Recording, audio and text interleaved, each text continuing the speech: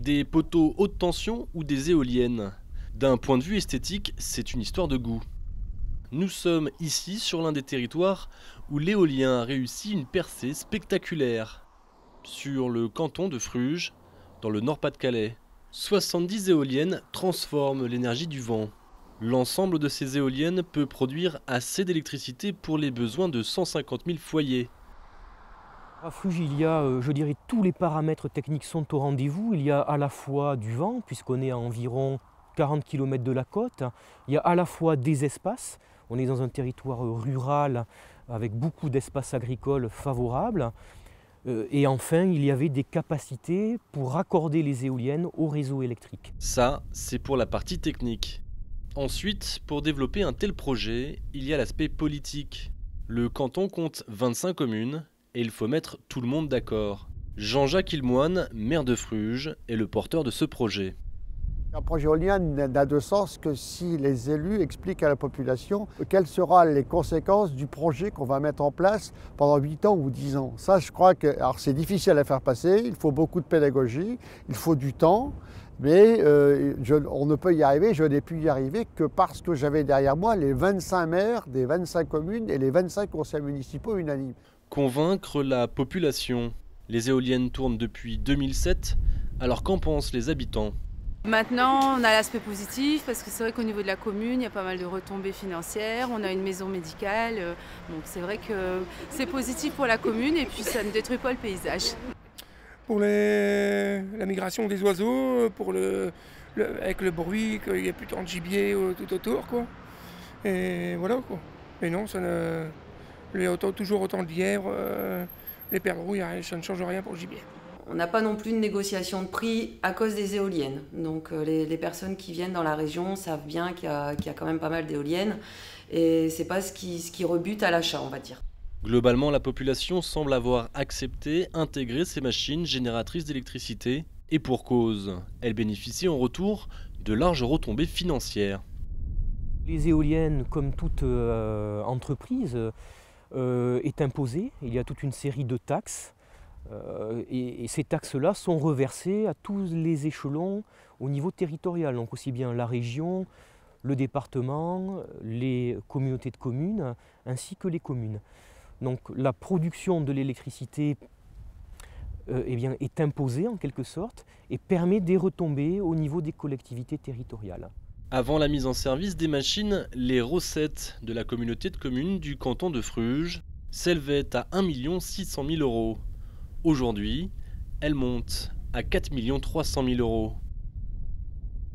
Fini les augmentations d'impôts et de nouvelles infrastructures ont pu voir le jour. Un hôpital flambant neuf qui réunit tous les spécialistes. Une nouvelle crèche avec 11 employés. Ils ont l'air bons ces chocolats papy. Je peux en prendre un? Un béguinage pour les personnes âgées. Autant de structures qui, en milieu rural, ont plutôt tendance à disparaître. Le pari du monde rural, c'est, avec les problèmes d'énergie qu'on va avoir, ainsi de suite, c'est de le rendre attractif. On ne fera pas venir des jeunes médecins dans la maison de santé si je n'ai pas une maison de la petite enfance à côté, si je n'ai pas une maison de la solidarité, si je n'ai pas des activités de loisirs pendant les vacances, s'il n'y a pas une politique globale de la jeunesse, une politique globale de l'éducation, mais aussi une politique globale au niveau des personnes âgées, notre territoire ne sera pas attractif. Et un territoire qui n'est pas attractif, encore plus en milieu rural, est un territoire qui va mourir. L'éolien comme solution pour relancer l'activité économique et sociale en zone rurale. Dans ces conditions, les parcs éoliens devraient donc pousser comme des champignons. Au contraire, le développement de la filière serait plutôt négatif, voire carrément en danger, selon le syndicat des énergies renouvelables. Les raisons administratives. Il faut passer devant 25 administrations avant d'obtenir les autorisations. Ce parcours du combattant est alourdi aussi par des recours d'opposants, ce qui fait que les financiers, les banques, ce sont des activités très capitalistiques, il faut emprunter pour installer un parc éolien. Les banques sont effectivement assez réticentes à financer dès lors que vous avez une opération systématique de recours par les opposants. Mais qui sont les opposants ? L'organisation la plus connue qui fédère les anti-éoliens, c'est la FED. Un des porte-parole, Arnaud Cassalis. Alors, quels sont les motifs de ces recours ? Il y a des recours projet par projet parce que les riverains sont atteints directement par les nuisances qui vont les impacter en quelque sorte. Et à ce moment-là, ils se groupent dans des associations et les causes peuvent en être extrêmement diverses. Il y a de nombreuses irrégularités juridiques, il peut y avoir des préjudices financiers subis par les riverains et donc des besoins de dédommagement. Il peut y avoir des irrégularités sur la façon dont le projet a été monté. Donc il y a de multiples raisons et elles conduisent souvent d'ailleurs à ce que les projets soient retoqués. Retoqués, pas tant que ça, car près de 80% de ces recours sont rejetés par les tribunaux. Mais les banques, elles, sont bien de plus en plus frileuses pour investir dans des projets éoliens.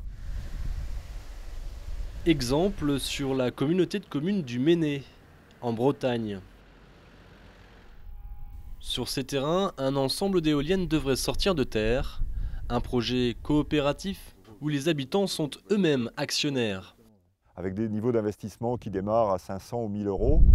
Marc Théry est le porteur du projet, chargé de mission énergie de la communauté de communes du Méné. Ce sont des gens qui ont les éoliennes sous les yeux et ça leur permet d'avoir une partie des retombées économiques qui sont très importantes.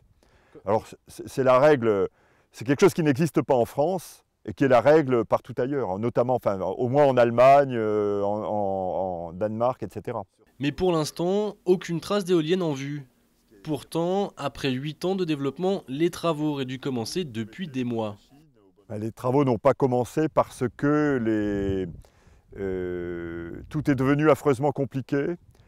Avec les nouvelles règles bancaires, les banques ont pris comme prétexte de restreindre les crédits, donc ça a remis en cause les financements. Aujourd'hui, on bute sur des problèmes de caution, de cautionnement, enfin des trucs absolument invraisemblables. Auparavant, il y avait eu d'autres choses, enfin, tout se ligue pour que ce type de projet apparemment ne puisse pas se monter. Il faut dire que la communauté de communes vise l'indépendance énergétique d'ici 2030, en comptant sur la production des éoliennes, mais pas seulement. Une huilerie pour les engins agricoles, des réseaux de chaleur avec des chaufferies bois, une usine de méthanisation, les projets vont bon train. Mais à en croire Marc Théry, la réglementation imposée par le gouvernement n'incite pas à la décentralisation de l'énergie. Ici, vous avez un potentiel, sur cette ligne de crête, un potentiel pour produire 360 gigawattheures par an. Avec les règles qu'on nous impose, on ne pourra en faire que 60. 360 gigawattheures, ça permet d'alimenter Saint-Brieuc, la ville de Saint-Brieuc. 60 gigawattheures, ça va nous permettre de faire face à nos besoins et l'industrie qui est à côté. Parce que les règles sont invraisemblables, on est dans un pays de fous. Une réglementation trop lourde pour les acteurs de la filière, alors que les objectifs fixés par le Grenelle prévoyaient d'atteindre 23% de la consommation énergétique finale grâce aux renouvelables, dont un quart par l'éolien. Des objectifs qui semblent inatteignables au rythme actuel.